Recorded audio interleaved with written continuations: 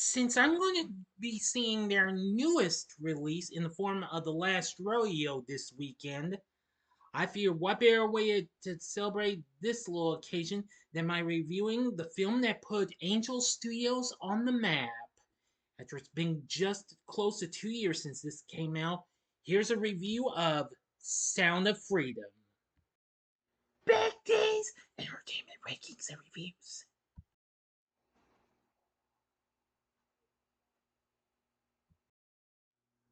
So, greetings, my fellow YouTubers, and welcome to Big D's Entertainment Rankings and Reviews. My name is Dual, better known to you as the Big D, and this time around I bring to you a review of the 2023 thriller flick Sound of Freedom, released by Angel Studios, directed and co-written by Alejandro Monteverde, starring Jim Caviezel along with Mira Sorvino and Bill Camp.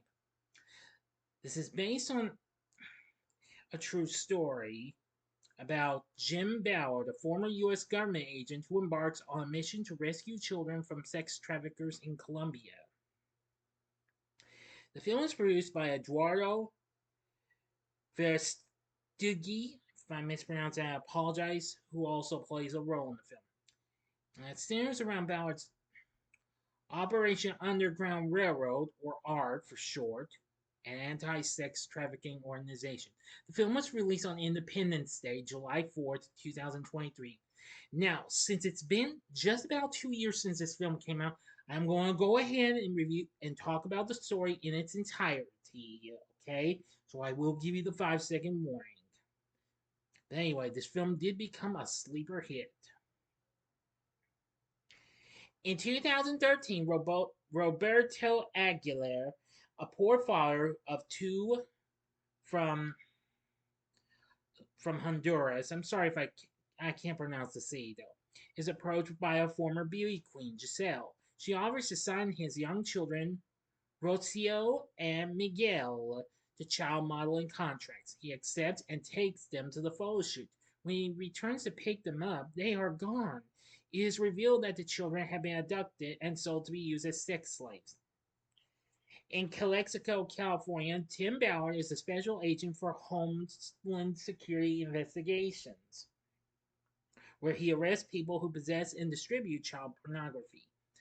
The painful work takes a great toll on his personal life, and this is only worsened when another agent, Chris, points out that despite arresting and prosecuting numerous child predators, they are largely unable to prevent more children from being exploited.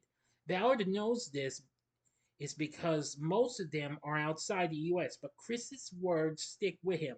He speaks to a suspect he arrested, Ernst Oshinsky, deceiving the man into believing he is a secret pedophile himself, and using quotes from Oshinsky's novel. Once he gains Oshinsky's trust, he sets up a meeting with a trafficked child, prompting Ballard to arrest Oshinsky on child trafficking, and is able to arrest Earl Buchanan, a man who purchased Miguel. Ballard rescues Miguel and asks him for information that would help him find the other missing children. Ballard learns that Miguel's sister Rocio is still missing, and the boy asks him to save her. Ballard agrees to this and arranges for Miguel to return home to Roberto, but not before Miguel gives Ballard his sister's St. Timothy necklace. Ballard starts looking for Rocio, and his search leads him to Cartagena, Cartagena, Colombia. I'm sorry if I mispronounced it. He meets with Vampiro, which is vampire, a former Cali cartel accountant who now works to save children from sex trafficking and gains information on Giselle. After reading about a child sex club in Thailand, which was shut down, Ballard decides that this is the perfect cover story to acquire a large number of Giselle's children in a sting operation. Vampiro gets a Colombian police officer, Jorge, and a wealthy citizen named Paulo Delgado to help with Ballard's mission. Ballard's supervisor, Frost, orders Ballard to return to the U.S. as he does not have the authority to conduct such an operation on foreign soil. Ballard resigns his position rather than abandon the search for Rocio. Sympathizing with Ballard's decision, Frost secretly persuades the staff of the U.S. Embassy in Colombia to assist him however they can, with Jorge acting as a middleman.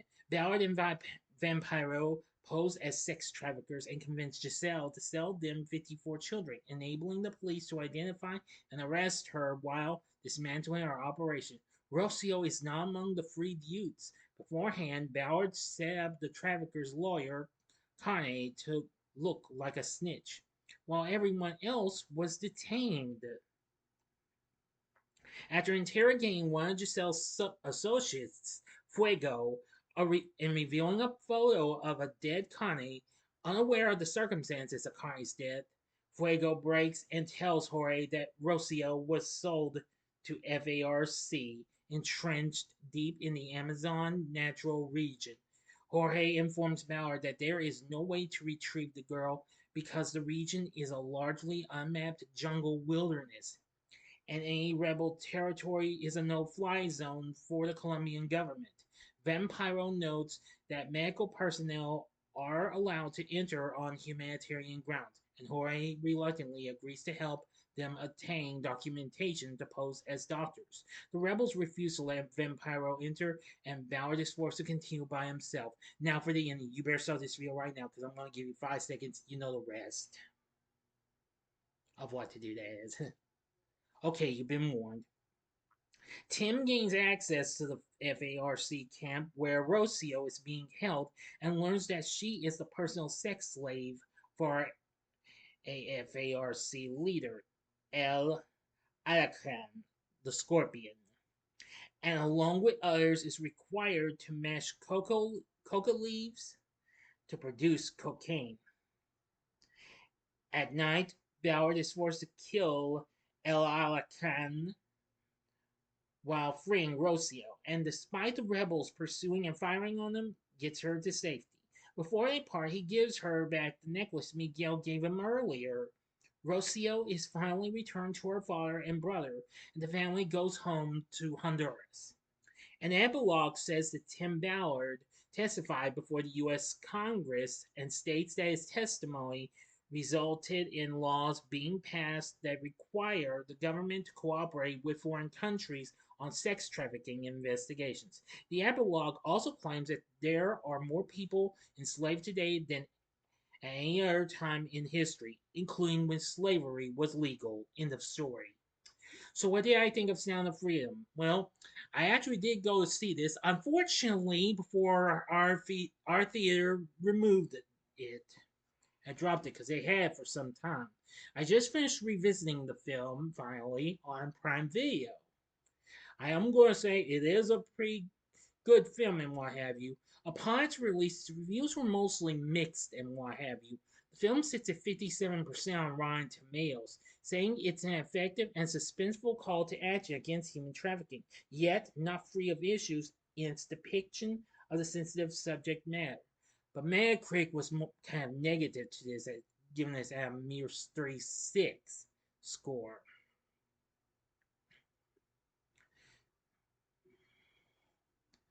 Some reviews weren't that hot.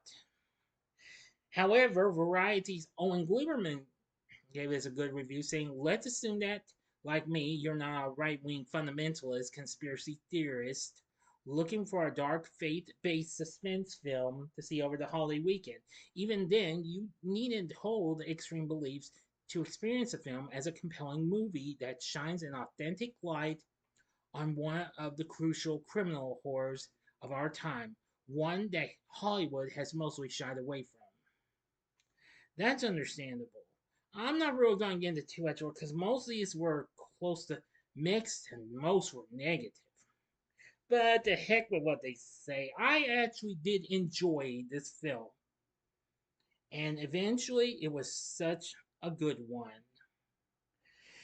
After it opened up, it lost to Mission Impossible: Dead Reckoning Part One, when it was called that, but it's not anymore. But it continued to hold up despite being beaten by Barbie and Oppenheimer the following week. Anyway, it continued on But audiences were very impressed with the film. The audience score on Rotten Tomatoes was 100%, so it's certified hot, I think. That's what the popcorn meter is on Rotten Tomatoes. Anyway, yeah.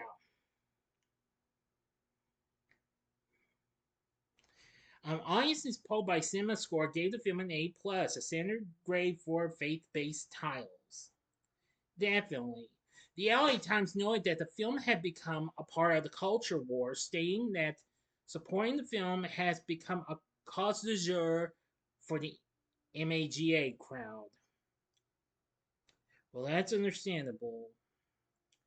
Anyway, Sound of Freedom was a success for Angel and has become one of the most successful independent films in history to this day. It went on to make 251 million worldwide on its $14.5 million budget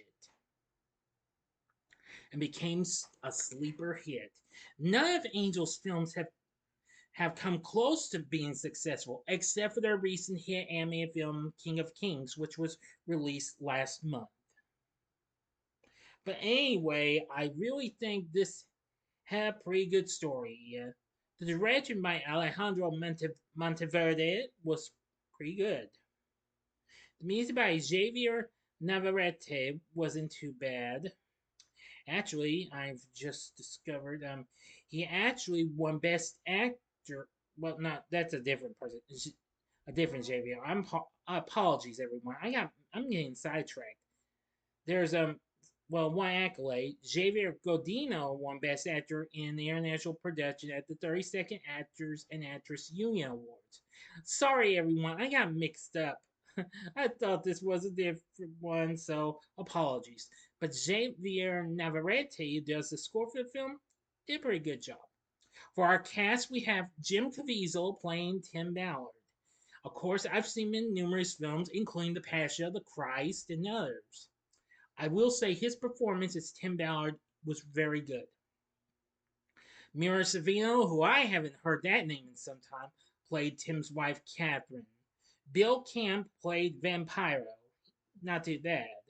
Eduardo Verostegui, I'm again sorry for mispronouncing, plays Paulo.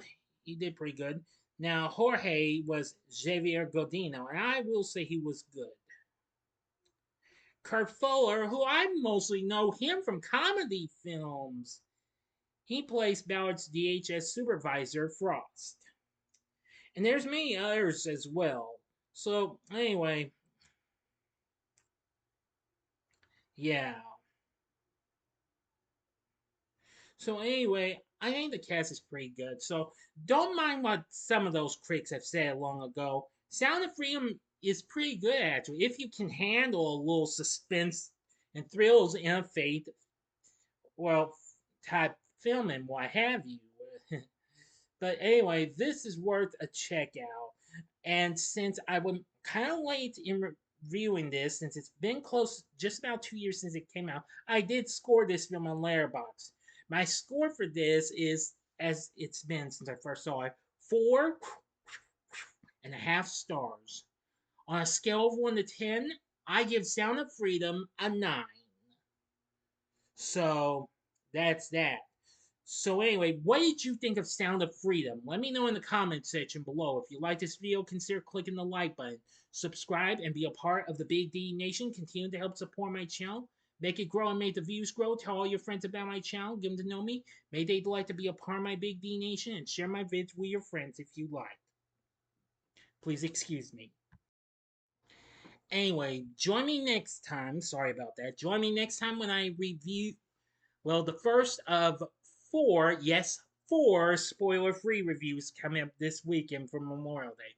I'm going to start with the new Apple TV Plus film called Fountain of Youth, and look for a spoiler-free review of Angel Studio's new film, The Last Rodeo, coming up this weekend, along with Mission Impossible: The Final Reckoning.